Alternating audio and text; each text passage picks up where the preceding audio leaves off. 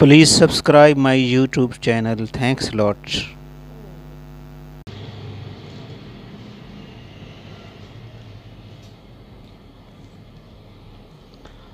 बिस्मिल्लाहिर्रहमानिर्रहीम। प्रोफेसर अजीज़ुल्लाह गौरी। आज मैं जिस शख्सियत के पास बैठा हुआ हूँ,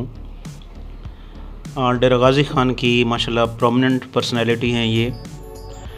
ये पहले काफ़ी अर्सा बैंकर रहे हैं, पंजाब बैंक में भी और हबीब बैंक में भी। ये सर ख़ुद आपको बताएंगे कितना अर्सा हबीब बैंक में रहे और कितना अर्सा पंजाब बैंक में। इसके अलावा ये बहुत अच्छे शायर भी हैं। इसके अलावा सोशल वर्कर भी हैं माशाल्लाह। तो बहुत सारी खूबियों के मालिक हैं, यानी बहुत सारी खूबियों को अगर यकजा कर दिया जाए तो जो शख्सियत वो बनती है वो मोहतरम मलिक मोहम्मद सलीम कौसर साहब की बनती है। तो डेली हमारी मुलाकात वॉक पे भी होती है, पार्क में हम इकट्ठे वॉक करते हैं माशाल्लाह। इनके साथ अच्छी कंपनी होती है। बहुत ही पढ़े लिखे और सोफिस्टिकेटेड किस्म के इंसान हैं। तो सर आपका बहुत बहुत शुक्रिया, आपने टाइम दिया। तो अपने बारे में सर सबसे पहले आप बताएंगे, उसके बाद फिर आगे हम गुफ्तगू करेंगे। नाम का तारुफ तो आपने करवा दिया है। मैं एक मिडिल क्लास फैमिली से ताल्लुक़ रखता हूँ, थोड़ा बहुत ज़िम्मेदारा है। तो मौसम बहार के पहले दिन और शायद पहले झोंके के साथ ही मैं इस दुनिया में वारिद हुआ था। 1 मार्च मेरी डेट ऑफ बर्थ है। तो उसके बाद तगोदो एजुकेशन डीजी खान की है। उसके बाद मैं लाहौर चला गया था। यहाँ से एक एजाज़ मुझे हासिल है और आप ही के कॉलेज से कि मैंने 2 साल मेरा ऑनर बोर्ड पर नाम होगा कॉमर्स कॉलेज में। मेरे जो मार्क्स थे उस वक्त वो मेरे ख़्याल में किसी ने बीट नहीं किए बड़े अरसे तक। आज का तो मुझे इल्म नहीं है। तो डी कॉम के फ़र्स्ट ईयर में भी मैं फ़र्स्ट आया था और सेकंड ईयर में भी मैं फ़र्स्ट था। और ये भी मेरे लिए एजाज़ है कि मैं उस दौर में एक ही बोर्ड होता था टेक्निकल एजुकेशन का, मैं उसके पहले टॉप 5 में था पूरे सूबा पंजाब में। मैं उसके पहले टॉप 5 में था। तो ये चीज़ें हैं तो एक उस वक्त के लिहाज से या आज के लिहाज से भी एक ऑनर है। और इसके अलावा मैं क्या कह सकता हूँ, आजकल यही रिटायरमेंट के बाद प्रैक्टिस कर रहा हूँ। प्रैक्टिस को आप ज़रिए आमदनी ना समझें, वक्त गुजारी का एक ज़रिया ज़रूर समझें। अच्छा सर, आप माशाल्लाह जहाँ दीदा शख्स हैं सर। तो मौजूदा जो हालात हैं सर, इनके बारे में थोड़ा सा अपना पॉइंट ऑफ व्यू सर बताएंगे। मौजूदा हालात ये एक दिन के पैदा करदा नहीं है। ये सारा जो है मलबा इकट्ठा हो के आज इस सूरत में सामने आया है। पाकिस्तान एक माला माल मुल्क है। अल्लाह ताला ने इस मुल्क में वो सारी चीज़ें दे दी हैं जो एक कौम की बका के लिए ज़रूरी होती हैं। 4 मौसम हैं, हर किस्म की मिनरल्स हैं, फल हैं, सब्ज़ियाँ हैं। और सबसे अहम बात यह है कि हमारी जो जोग्राफियाई पोजीशन है ये एक बहुत ही अहम हम खिते में वाक़ है। मगर क़याम पाकिस्तान के बाद से ही एक तबका था जिसने इस मुल्क के 90% सोर्सेज को कैप्चर कर लिया है। अब वो 90% सोर्सेज जिस तबके ने कैप्चर किए हुए हैं उसकी अपनी परसेंटेज इस मुल्क की आबादी में सिर्फ 5% है। मैक्सिमम 5% लोगों ने इस मुल्क के 90 या 95% वसाइल को कैप्चर किया हुआ है। ज़रूरत इस बात की है कि इसको बदला जाए। हमारा मसला गुर्बत नहीं है। गौरी साहब, मैं आपको वजाहत कर देता हूँ, आप देखते रहें। मेरे नज़दीक पाकिस्तान का मसला गुर्बत नहीं है। पाकिस्तान का मसला जो है वह वसाइल की गैर मुनसिफाना तकसीम है। हमारे पास सोर्सेज हैं, हमारी गैर मुनसिफाना तकसीम की वजह से ही यहाँ अक्सरियत की आबादी गुर्बत का शिकार है। अगर इन वसाइल को इस्लामिक तरीके से अब भी तकसीम किया जाए तो भी गुर्बत नहीं रहती, और आज के मॉडर्न जदीद दुनिया के हिसाब से भी अगर वसाइल की मुनसिफाना तकसीम की जाए तो भी पाकिस्तान में गुर्बत नहीं है। लेकिन ये अलमी है, और अगर हमने इस सूरत हाल को न बदला तो हालात इससे भी बदतर होते जाएंगे। मोहतरम मलिक सलीम साहब ने बहुत अच्छी बात की है कि पाकिस्तान में अनइक्वल डिस्ट्रीब्यूशन ऑफ वेल्थ है, यानी अमीर अमीर तर होता जा रहा है, गरीब बेचारा जो गरीब तर होता जा रहा है। मैंने सर ये नोट किया है कि हमारे घरों में जो औरतें काम करती हैं, जिनको आमतौर पर मासियाँ कहा जाता है, वो नस्ल दर नस्ल, पहले उसकी माँ काम करती थी, अब उसकी बेटियाँ काम करें, फिर उसकी बेटियाँ, मतलब ये कि गरीब तबका जो है वो गरीब तर होता जा रहा है और अमीर अमीर तर होता जा रहा है। और ऐसी बहुत सारी फैमिलीज़ हैं यहाँ पे जो माशाल्लाह रातों रात अमीर से अमीर तर हो गए। तो सर फ्यूचर मतलब बाज़ वक़्त बड़ा टेंशन होती है हालात देख के, कोई उम्मीद बेहतरी की उम्मीद है सर? इंशाअल्लाह बेहतरी की उम्मीद है, क्योंकि हमारी जो नौजवान और नई नस्ल है ना, वो अब पुरानी रवायत से हटकर जदीद तरीके पर आ रही है। आप देखें जो आईटी के स्टूडेंट की तादाद बढ़ती जा रही है, बनिस्बत ये है कि वो पुरानी दकियानूसी एजुकेशन, अब उस तरफ लोग नहीं जा रहे।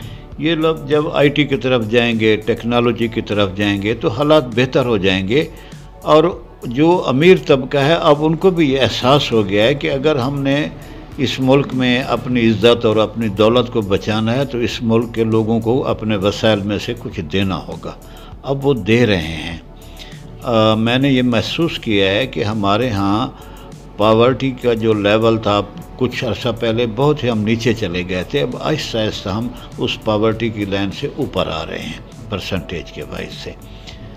बाकी फ़ैसला करने वाले लोग हैं, कुछ इंटरनेशनल प्रेशर है, कुछ ये है। हमें 2-3 चीज़ों से गौर सब निकलना होगा। एक तो ये है कि हम ये फ़िरका परस्ती जो है ना, इससे हम निकलें। पहली बात ये है कि ये जो हम बुनियाद परस्ती, फ़िरका परस्ती, नॉन इश्यूज़ को लेकर हम जलसे जुलूसों में आ जाते हैं, एक पॉजिटिव सेंस के साथ हमें आना चाहिए। और इसमें अलमिया ये है कि वो लोग जो हमारे रूहानी तौर पर हमारे रहबर बन सकते थे वो नहीं बने। हमारा जो मजहबी तबका है या हमारे जो उलमाए कराम हैं वो हमें वो विजन जो नहीं दे सके जो इस्लाम की असल रूह था। इस्लाम एक बड़ा लिबरल मज़हब है। आप देखें कि इस्लाम ने इबादत के लिए कोई हद ही मुकर्रर नहीं की। आपके लिए मस्जिद है, वज़ू करके मस्जिद में जाएं। आप इबादत करना चाहते हैं, नमाज़ पढ़ना चाहते हैं, मस्जिद नहीं है, आप जहाँ भी आपको जगह मिलती है आप वहाँ नमाज़ पढ़ लें। आपके पास पानी नहीं है, आप पानी के बग़ैर ही नमाज़ पढ़ लें। आप इशारतन वज़ू कर लें, आप मट्टी से कर लें। अगर ये सारी चीज़ें भी नहीं है ना, ये मैं आपको फैक्ट्स बता रहा हूँ कि हम इतना लिबरल मज़हब के पैरोकार हैं, इतना अच्छा और रोशन ख्याल मज़हब है कि ये हमारा ही मज़हब है जो हमें कहता है कि यार आप कहीं भी नियत ही कर लें, कोई वज़ू नहीं है, नियत कर लें, आपकी नमाज हो जाती है। दूसरे जितने भी मज़ाहब हैं उनके लिए तो शर्त है कि आप गिरजाघर जाएं, आप मंदिर जाएं, आप वो जहाँ भी उनकी इबादत गए आपको वहाँ जाना है ना। इस्लाम के लिए ऐसी कोई शर्त नहीं है। इतना अच्छा मज़हब है, मगर ये हमें आगे पासान नहीं हो रहे।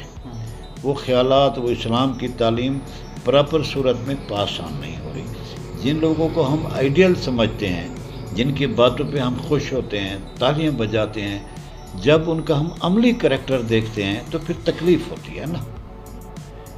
ये मैं आप देखें जितने मैंने मुल्क देखे हैं वहाँ सबसे जो उनकी तरक्की की वजह है कि वो बुनियाद परस्ती से बाहर आ गए हैं। उन्होंने इस्लाम को एक अच्छा और रोशन ख्याल मज़हब के तौर पर लिया हुआ है, उसमें बुनियाद परस्ती का एलिमेंट नहीं है। अरबों को देखें, अगर उनको तेल मिला है तो उनकी यूटिलाइजेशन तो उन्होंने ख़ुद की है ना, बेहतर की है, वो तरक्की भी कर रहे हैं। हमारे पास हम लोग मेहनती भी हैं, हमारे पास वसाइल भी हैं, लेकिन हम फ़िरक़ों में तकसीम हो गए हैं। कहीं नज़रियाती फ़िरक़ों में तकसीम हो गए हैं, कहीं तबकाती फ़िरक़ों में तकसीम हो गए हैं। वो हमें ख़राब कर रहे हैं। एक यूनिटी अब पाकिस्तान में देखें कि हम एक पाकिस्तानी की हैसियत से बात कम करते हैं, ایک ذات، ایک طبقے یا ایک نظریے کی حیثیت سے زیادہ بات کرتے ہیں. یہ تکلیف دہ بات ہے. ملک صاحب نے بڑی خوبصورت بات کی ہے کہ ہماری قوم جو ہے وہ مذہبوں میں مطلب فرقوں میں بٹی ہوئی ہے، اور پھر کاسٹ سسٹم جو ہے وہ بڑا یہاں پر وہ ہے. ہم اپنے آپ کو پاکستانی نہیں کہتے، ہم اپنے آپ کو کوئی سندھی کہتا ہے، کوئی بلوچی کہتا ہے، کوئی مکرانی کہتا ہے. مطلب یہ ہے کہ ہم لوگ باحیثیت قوم اپنے آپ کو پاکستانی کہتے ہوئے پتہ نہیں شرم محسوس کرتے ہیں یا کیا مسائل ہیں. تو اس کا سر کوئی ہے فیوچر میں حل، یا اسی طرح حالات چلتے رہیں گے سر؟ کچھ چیزیں ایسی ہوتی ہیں کہ جب انسانوں کے بس سے بات نکل جائے تو قدرت کی وہ اندیکھی طاقتیں آتی ہیں، حالات بہتر ہو جائیں گے. صرف یہی میں عرض کر رہا ہوں کہ ہمیں اپنے خول سے باہر نکل کر کے وسیع طور اس میں دیکھنا ہوگا. کچھ عرصہ پہلے کوالالمپور ملیشیا کا کیپٹل ہے، میں وہاں بیٹھا ہوا تھا. میں ایک دوستوں کا جس حلقے میں بیٹھا تھا وہاں اس میں ہندو بھی تھے، چینی بھی تھے، ملیشین ملاوی بھی تھے، پاکستانی بھی تھے. تو ہمارا میزبان تھا وہ ملاوی تھا، ملیشیا کا تھا. وہ ہمیں بتا رہا تھا کہ یہ کوالالمپور میں ایک مرڈر 18 سال پہلے ہوا تھا، اس کے بعد مرڈر نہیں ہوا. بڑا شہر ہے، کیپٹل ہے ملیشیا کا. تو ہم نے پوچھا کیوں نہیں ہوا؟ اس نے کہا کہ یہ کہ ہم کسی شخص پہ اپنے نظریات امپوز نہیں کرتے. کیسینو بھی موجود ہیں، مسجدیں بھی موجود ہیں، شراب خانے بھی موجود ہیں، ڈانس کریں. ہم امپوز نہیں کرتے کہ تم نے فلاں مسجد میں جانا ہے، تم نے شراب پینی ہے. وہ ہر آدمی کا اپنے ضمیر پہ ہم نے چھوڑ دیا ہے. آئینہ اس کے سامنے رکھا ہوا ہے کہ کیا اچھا ہے یا کیا برا ہے. ہم امپوز نہیں کرتے. ہم چینی بھی بیٹھے ہیں، چینی اپنے پسند کا کھانا کھا رہے تھے، پاکستانی اپنے پسند کا کھا رہے تھے، انڈین اپنے وہ سپائسی کھا رہے تھے. تو کوئی کسی کو یہ نہیں کہہ رہا تھا یار یہ میں نے نہیں کھانا. وہ اور اپنی ڈشیں پڑی تھی، جس کو دل کرتا تھا وہاں سے اٹھا لیتا تھا. ہم نے اس کو تقسیم کر دیا، اس قوم کو چھوٹے چھوٹے خانوں میں تقسیم کر دیا. اور اس کے لیے کیوں کیا ہے؟ اپنے اپنے فائدوں کے لیے کیا ہے.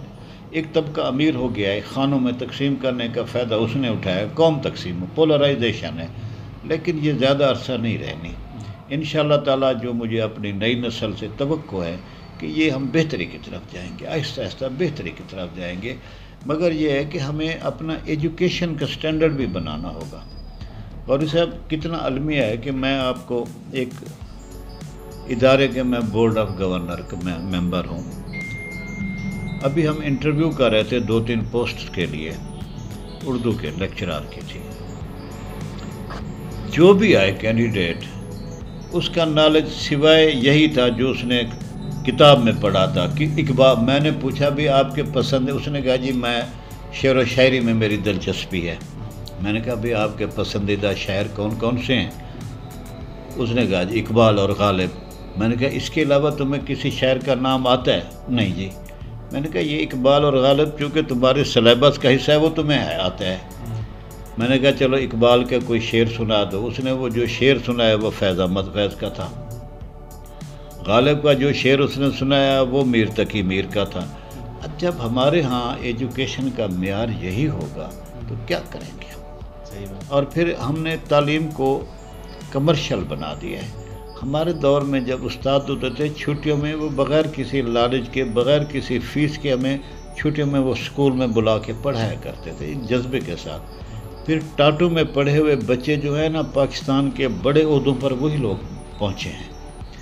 جو آپ کے بڑے اداروں کے بچے ہیں وہ CSP افسر کچھ بن گئے ہوں گے لیکن وہ میکر نہیں بنے، وہ قوم کے لیے کوئی اثاثہ نہیں بنے. یہ دیکھ لیں ذرا، ہر جگہ یہ دیکھ رہا ہوں. ڈسپلن نہیں ہے. ڈسپلن اس وجہ سے نہیں ہے کہ ہم نے طبقے پیدا کیے ہوئے ہیں. میں جاؤں گا مجھے تو روک لیں گے کہ آپ کی گاڑی کی لائٹ ٹوٹی ہوئی ہے. ایک نان کسٹم پیڈ افسر بڑا جاگیردار جو اس کو سلوٹ کریں گے. تو یہ قانون کا فرق ہے نا. یہ قوم کو تقسیم کر رہا ہے. جو قومیں بھی برابر کے، اب آپ کہیں گے نا میں بار بار مثال دیتا ہوں، میں انہی ملکوں کی مثال دیتا ہوں جن کو میں نے دیکھا ہے. اب دبئی ہے، وہاں بادشاہت ہے، کوئی نہیں روک سکتا، وہ جو بھی کرے. گاڑی پہ نکلتا ہے، اس کے 4 گاڑیاں ہوتی ہیں اس کے ساتھ. ہمارے ہاں تو 25 گاڑیاں ہوتی ہیں نا، 4 گاڑیوں کے ساتھ آتا ہے. ایک جیسی گاڑیاں ہیں. ٹریفک سگنل پہ رکا، میری گاڑی بھی رکی ہوئی تھی، میں تو ایک ٹیکسی کا سواری تھا نا. گاڑی رکی ہوئی تھی، اس کی بھی رکی تھی. انہوں نے کہا جی یہ شیخ راشد ہے. سگنل پہ وہ رکا ہے، کسی نے اس کے لیے راستہ صاف نہیں کیا. اب یہ مثال بنتی ہے، یہاں نہیں ہے. اچھا ماشاءاللہ، بہت زبردست سر. اچھا محترم ملک سلیم صاحب جو ہیں بہت اچھے شاعر بھی ہیں. سلیم کوثر ان کا تخلص ہے. سر کوئی اگر کوئی چھوٹی سی غزل تاکہ یہ بھی یادگار رہے گی سر، اگر آپ سنانا چاہیں سر.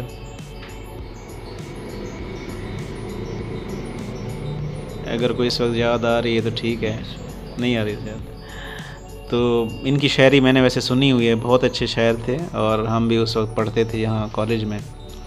تو اس وقت ماشاءاللہ ان کی پیک تھی، مطلب شاعری کی بھی. اور اچھا سر، یہ پنجاب بینک اور حبیب بینک میں کتنا عرصہ کام کیا سر؟ میں نے کوئی 15-16 سال حبیب بینک میں کام کیا ہے. اس کے بعد کوئی تقریباً 18-20 سال میں نے بینک آف پنجاب میں کام کیا ہے. تو مجھے غوری صاحب، میں اللہ تعالیٰ کا شکر ادا کرتا ہوں کہ مجھے جاب کے لیے بھی محنت نہیں کرنی پڑی، ورنہ میری جیسے لوور فیملی کے لوگوں کو ادھر ادھر بڑی بھاگ دوڑ کرنی پڑتی ہے، مجھے وہ نہیں کرنی پڑی. جب میں حبیب بینک میں نے جوائن کیا اس وقت بھی مجھے زیادہ تگ و دو نہیں کرنی پڑی. اللہ تعالیٰ کی مہربانی سے جو انٹرویو ہوئے میں خود ہی بغیر کسی سفارش کے آ گیا. اس کے بعد جب میں بینک آف پنجاب میں آیا تو وہ بھی میرے پاس حبیب بینک کا ایکسپیرینس تھا، وہ بھی میں اچھا رہا. میں جب ریٹائر ہوا تو باعزت طریقے پر میں ایگزیکٹو کیڈر سے بینک آف پنجاب سے ریٹائر ہوا. لا میں نے کیا ہوا تھا 79-80 میں، 1979-80 میں، جس وقت لا کے 1-2 کالج ہوتے تھے اور ریگولر لا ہوتا تھا. آج کی طرح پرائیویٹ کالجوں کا لا نہیں ہوتا تھا. وہ میں نے کر لیا اور میں سمجھتا ہوں کہ میں نے اچھے مارکس کے ساتھ کیا. میں اس وقت جاب میں تھا تو پھر میں نے پریکٹس نہیں کی. اب فارغ ہوا تو یہاں بیٹھ گیا اور یہاں ٹھیک ہے الحمدللہ، ایک ریسپیکٹ بھی ہے اور کام بھی چل رہا ہے. سر بہت بہت شکریہ سر، آپ نے ٹائم دیا سر. تو میرے پاس الفاظ نہیں، میں آپ کا شکریہ ادا کروں. تھینکس لاٹ سر، بہت بہت شکریہ سر. غوری صاحب، میں آپ کو اس وجہ سے بھی اپریشیٹ کر رہا ہوں کہ آپ نے ایک بڑا پازیٹیو وہ شروع کیا ہوا ایکٹیویٹی مصروفیت کے لیے. ورنہ لوگ تو پھر تخت پوشوں پہ ہی بیٹھے رہتے ہیں، سوئے رہتے ہیں گھر میں. آپ نے بڑا اچھا کام کر رہے ہیں اور یہ اچھا ہے. مہربانی سر، تھینکس لاٹ سر، تھینکس لاٹ.